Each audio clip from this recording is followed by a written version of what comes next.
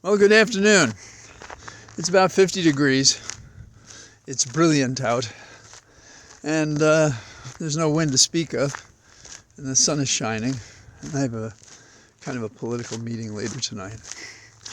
And I've been writing for a couple of appeals I'm handling most of the day. So, what's up in the world today? Well, there's been a leak down in Georgia. And we're not talking about water springing from old pipes. What we're talking about is the taped testimony of those who are cooperating, Ellis Powell and Chesbrough, and what they have to say that seems so valuable as for them to make a plea deal. This was done, that is the leak, to the Washington Post and ABC without any approval by the government, and it's pretty clear that it may have been only one of the defense team who did it, but how many do you need to leak something? And the question is, why would anybody do that if it was harmful to your case? The answer is, if you could break down the piece of the cake and give just morsels, small morsels, then by the time it happens to the trial, maybe it has no punch. But it certainly will have punch for the jurors. But you see, you always have to ask, are they fighting the election campaign or are they trying the case? And I think the hope that they have is that they are running for Trump's re-election, no matter who does it, so he can come in and clean this up. Of course, in the Georgia case, that's a state case. And if Trump did become president, if he had been convicted in that case, if he had been sentenced in that case, he has no power to pardon it because it's a state case. Same is true with the New York case. That is the one that Bragg has, which has to do with the money that was paid in connection with keeping everybody quiet about Trump's relationship with two women. So that's kind of the outline of it. And tomorrow, Wednesday at 1:30 p.m. in Georgia, there will be a hearing on the subject. So you may want to listen to that if you're not doing 8 other things. Now, there's also a decision on the floor of the House. When I say a decision, I don't know if the vote has happened and passed, but here's the idea. So if it passed, you'll know why. If it failed, you'll know why, because I'll comment on both those things. The idea is the ladder analysis of passing spending bills. It goes like this. We take one step on the ladder to January 19th and another step on the ladder to February the 2nd. And the problem with that, there are several problems with it. But let's talk about the good news first. It's not going to change any of the funding levels. It's not going to cut out any of the programs. But here it is. My view, and I think anybody's view, is that it's two-step because they're going to let January 19th occur and go through if they pass it now. But the February 2nd one, they may not like those agencies, and that one may turn into a real food fight. Okay, so what is the vote like today that would make it pass? It can't pass in the House with only the Republicans supporting it.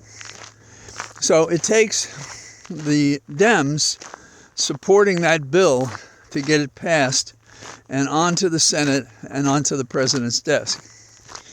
Schumer said he's prepared to accept the fact, and it is a compromise, that the spending levels will not change as a result of this first bill and the second bill, it's hoped. So, if it passes the House, it will pass the Senate.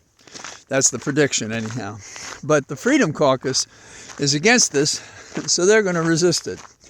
So the same group that made Johnson the Speaker, who brokered this deal, by the way, so he gets points for that, he can't hold the support of the people that helped make him the Speaker in the first place. So that's one thing. There are Republicans who are seeking to prosecute Cohen for his testimony. But what's much more fun about the Hill today is that we have these, I don't know what you would call them. As a kid, I got in fistfights. And, somebody asked me the other day, was that necessary? And it really was, because if you didn't have at least one fistfight to show that you would be besieged all the time. And my dad, when I was a short kid, he taught me how to do punches, and over time we all learned. And we actually had slap fights because we enjoyed fighting. Okay, so that's those kids. Now, but a sucker punch is not allowed. Why would I mention that? Because McCarthy, the former speaker, who's still pissed off at people, he elbowed Burchett, who's a Republican, for not supporting him. And it was a simple assault. When I say simple, I mean, I don't think he broke skin or anything. But boy, and you may remember in the history of our Congress, there was a senator who was caned so badly that he walked with a funny limp the rest of his life. And I've met people who've been in those kinds of situations. So we have McCarthy proving that he really didn't care what happened in the election. He was prepared and consigned to accept what happened. Now, I don't want you to think that McCarthy is the only violent one on the Hill. There's an Okie, Mark Wayne, Mullen, I think. And he was during a committee hearing, he so disagreed with the Teamster President O'Brien, he was threatening him to get into a fight. Now, if you want something that's amusing, but believable because of the personality, it took Sanders, a little older than both these guys, to break it up. So you gotta give it to Sanders. He's a spunky guy, and he'll outlive all of us. So that's my catch of things that are going on now. Over in the Middle East, it's hard to make out what's true and not. The overwhelming protests in America are in support of Israel, and that has to do, I guess, with numbers and the density of the players. And this is among those things that you can't talk to anyone about, because there is a catechism that the several sides have, and it's set, and it's not subject to discussion. And I'm not saying that's good or bad, but mostly it is. There is such an overage of hate and revenge, and the incident is not that old, that people feel so strongly about it, they're not prepared to compromise. And I'm not saying that's good, I'm not saying that's right or wrong, but if there's any hope of peace, and if you say peace, then you're an appeaser. If you say, let's have a ceasefire, you're an appeaser. And there are flip side arguments for the other side. In life sometimes there are these things.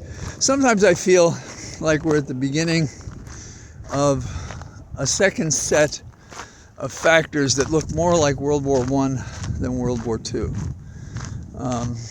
Although the elements of every war are the lies that are told. And the element of every war are the motives that are stated and the ones that are real. And you can't get past some of those things. And I may have mentioned last night, I believe I did, that I went back and was looking at the Federalist Papers. And I got into the discussion of wars by Jay. I forget which name he uses in the Federalist Papers now as the representative. They all use the name for the different articles that they chose to discuss the Constitution. And his discussion about wars and how we get into it and posturing it is powerful stuff. And I hadn't read it in a long time, and I remembered as I read it what he had to say. And I don't know that there's another document that summarizes it differently or better. I mean, sometimes details and chapters and how you break it up matters, but Jay just nailed it.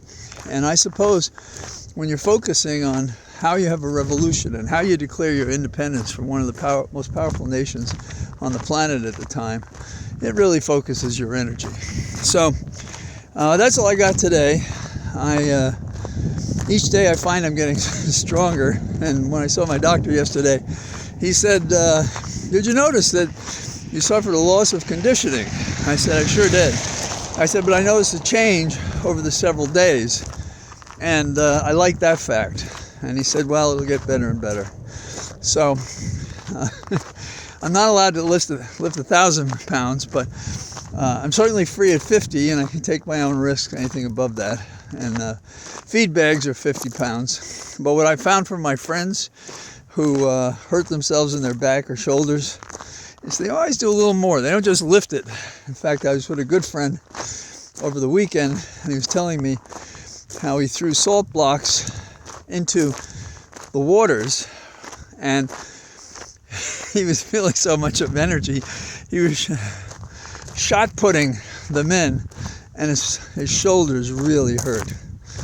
So I said, well, you know, what you need is Bengay and hydrocodone. Go get a prescription and see me in the morning. So so that's what I got for today, and I look forward to you talking to you tomorrow. And I'm grateful for the work I have, because it saves me some days from the heartless, evil mismanagement by Republicans of the great nation of which we're a part, but of which they have no affection for. We cannot exist if we have two views of what our government means at the heart of it. If we are not a democracy and a republic, then we are lost. If we have almost half of the bodies of our principal legislative bodies and on the Supreme Court of the view that rights don't matter, that passed law doesn't matter, that the Constitution doesn't matter, that voting is an annoyance, and there's a better way to govern, and it's the way some other nations have, with terrible, tragic results. So, good evening, and I'll see you tomorrow. Bye-bye.